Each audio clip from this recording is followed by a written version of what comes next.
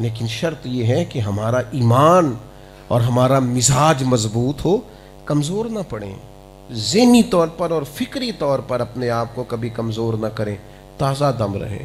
ہو ہی جاتی ہیں زندگی میں کمیاں، آ ہی جاتی ہیں، کبھی کو بندہ ناراض بھی کر ہی دیتا ہے، کبھی کوئی تلخی بھی آ ہی جاتی ہے، پر ہنس کے بھی گزارا ہو جاتا ہے اور وقت رو کے بھی گزر ہی جاتا ہے۔ ناراض رہ کے بھی حضرت خواجہ نظام الدین صاحب رحمۃ اللہ علیہ کے ایک مرید نے کہا تھا، حضور سارے لوگ ناراض رہتے ہیں، بڑا تنگ کرتے ہیں، رشتہ دار بھی دوست بھی، کیا کروں، کوئی نسخہ بتائیں اس بیماری سے جان چھوٹے۔ تو خواجہ صاحب فرمانے لگے محبت کیا کر۔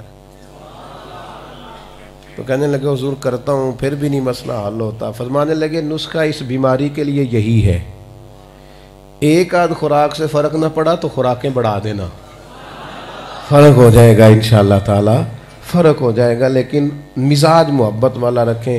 میں آپ کی خدمت میں آخری بات یہ عرض کروں گا، راتیں ماشاءاللہ کافی لمبی ہو گئی ہیں، کہاں 7 بجے عشاء پڑھتے ہیں اور 6 بجے جا کے فجر پڑھتے ہیں۔ تو یہ میری آپ سے خاص اپیل ہے کہ جس نے آج کل بھی تہجد نہیں پڑھنی اس نے پھر کب پڑھنی۔ نوجوانوں سے کہوں گا کہ روزے رکھیں نفلی، کم از کم پیر کا تو ضرور رکھیں نا، اور تہجد کی نماز کی طرف خاص توجہ کریں۔ رب کریم بڑا راضی ہوتا ہے سحری میں اٹھنے والے بندے سے۔ آپ 9-10 بجے سو جائیں یار، بڑا ٹائم ہے، صبح ضرور اٹھیں ان دنوں میں، یہ بڑے قیمتی دن ہے، نیند اچھی طرح پوری کر کے ذرا مصلے کو آباد کریں۔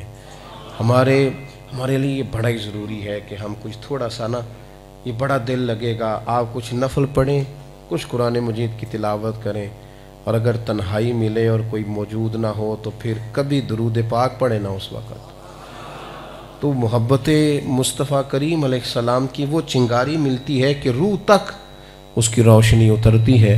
اللہ تعالی ہماری حاضری کو قبولیت کا درجہ عطا کرے۔ وما علینا الا البلاغ المبین۔